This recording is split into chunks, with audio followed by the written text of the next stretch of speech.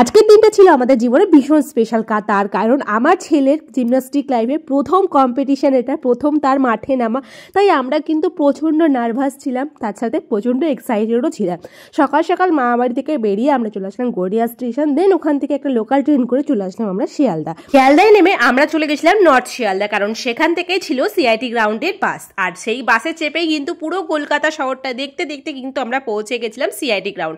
আর সেখানে গিয়ে প্রচুর খিদে পেয়ে গেছিলো, যেহেতু আর্লি মর্নিং আমরা বেরিয়েছিলাম কিছু না খেয়েই, তাই তাড়াতাড়ি করে এখান থেকে ব্রেড টোস্ট নিয়ে কিন্তু পেট পুজোটা সারলাম। দেন কিন্তু আমাদের একটা রুম দেওয়া হয়েছিল পুরো টিমটাকে, যেখানে যত টিম এসেছিল সবাইকে একটা করে রুম দেওয়া হয়েছিল। তো সেই রুমে বেশ কিছুক্ষণ বসার পর আমাদেরকে টাকা হলো চেস্ট নাম্বার নেওয়ার জন্য।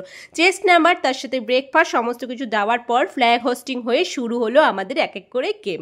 সত্যি কথা বলতে এটা আমার ফার্স্ট টাইম ছিল মাঠে গেম দেখা, সব কিছুই ছেলের থ্রুতেই, কিন্তু খুব খুব ভালো লাগছিল। প্রত্যেকটা বাচ্চা নিজের বেস্টটা দিয়ে চেষ্টা করেছে। সত্যি কথা বলতে আমাদের পুরো টিমটা কিন্তু খুব সুন্দর পারফরমেন্স করেছে। তার সাথে আমার ছেলেও, ওর প্রথম মাঠ হয়ে ও যে নার্ভাস না হয়ে নিজের কনফিডেন্সলি পুরো গেমটাকে কমপ্লিট করেছে, এটাতে আমি ভীষণ খুশি। পজিশন পাক বা না পাক নেক্সট বার আবার হবে।